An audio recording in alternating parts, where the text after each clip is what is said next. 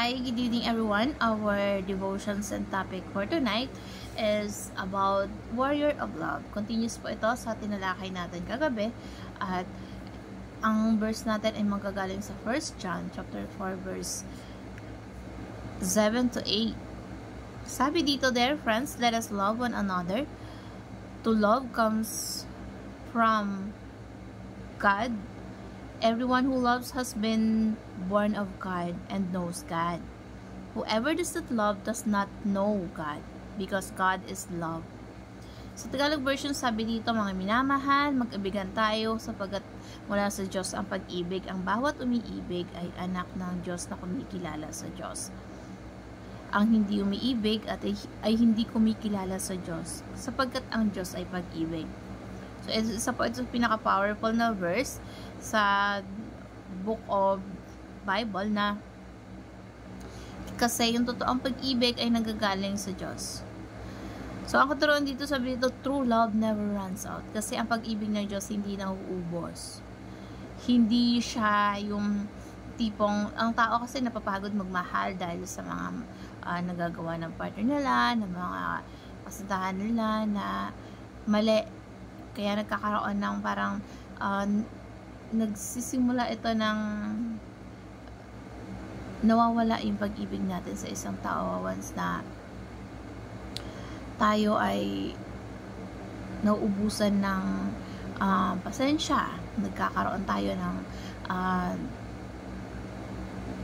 kahit sobrang mahal natin, kapag ginagawan kasi tayo ng mga mali, so parang nag-give up tayo sa taong yon. Pero ang Diyos, kahit ano pa man yung gawin na mga kasalanan natin, nandyan pa rin yung pagmamahal niya. Kasi hindi na uubos ang pagmamahal niya para sa atin. At hindi ito napapalitan ng puot na katulad ng tao na once na, nagmahalan yung magkasintahan, pero once na nagkagalit sila, nag-break sila, puot yung kapalit nun. Pero ang Diyos,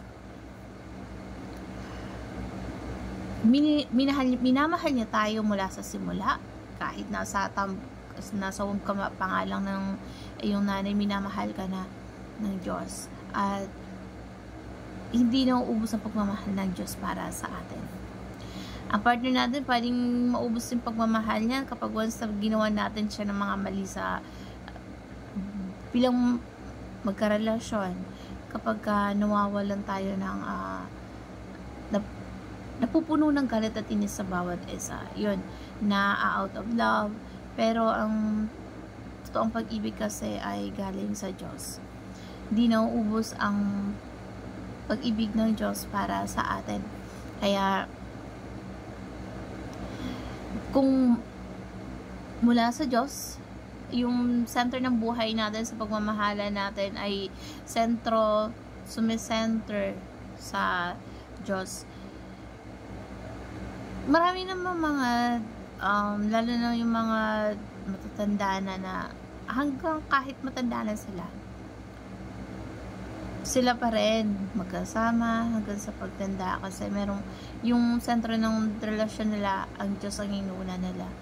Kaya hindi naman imposible na may forever, basta ang center of yung parang namamayabog sa relasyon natin ninyo bilang mag-asawa or mag-asintahan ay ang Diyos ang sentro. Nakapadepende tayo sa Diyos. Kasi yung pag-ibig, ito ang indicator para being saved. Yun yung senyales na isang marka na maliligtas tayo. Kasi lahat ng nagmamahal or ang isang tao na umiibig, dating puno ng galit, puot, hindi pagpapatawad, ay nananaig sa puso niya yung pagigigante, yung bitterness. Tapos kapag nakahilala sa Panginoon, napalitan ng pag-ibig. Yan yung totoong ligtas at Kristiyano. Kasi everyone's who love at nakakilala sa Diyos, matututunan mo umibig. Yung dating pagkatao mo na puro sama ng loob, na hindi pagpapatawad, ay mapapalitan ng pag-ibig. Kaya ang bawat umiibig daw ay anak ng Diyos. kumikilala siya sa Diyos once na marunong siyang magmahal. Pero, so, kaya nga sa isang relasyon, pag pipili tayo ng mga partner natin, dapat may takot sa Diyos, God-fearing. Kasi kapag may takot sa Diyos, kapag nagkaroon kayo ng problema, mag-aaway kayo, pero yung pag-ibig na mga totoong nananampalataya na nakatuon sa Diyos, na nagmumula yung pag-ibig sa Diyos, laging successful. So, yun dapat yung maging center nyo. Dapat may malaking factor sa isang magkarelasyon yung being a God-fearing. Yung Diyos mismo ay pinakasentro sa buhay nyo sa bilang magkarelasyon. Kasi ang taong hindi nagmamahal ay walang pagkakakilala sa Diyos.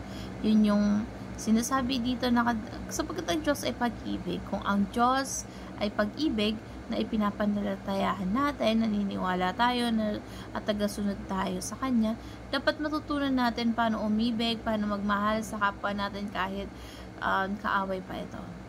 Tinuturuan tayo nitong kung ano yan dapat na mabuting gawin once na tayo ay nagmamahal.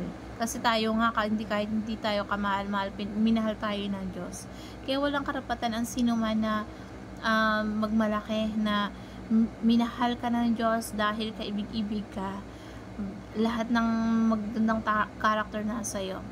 Walang sino man na makakapagsabi. Kasi lahat ng yun walang kabuluhan. Kasi sa harap ng Diyos, hindi tayo karapat-dapat. Hindi man lang tayo kabig-ibig sa mata ng Diyos. Kasi sa sobrang dami ng kasalanan natin,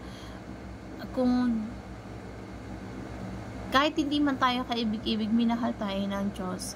Kasi God is love. We are important to Him. Hindi lang tayo significant, kundi yun yung God na very being. God is love, kaya minamahal niya tayo.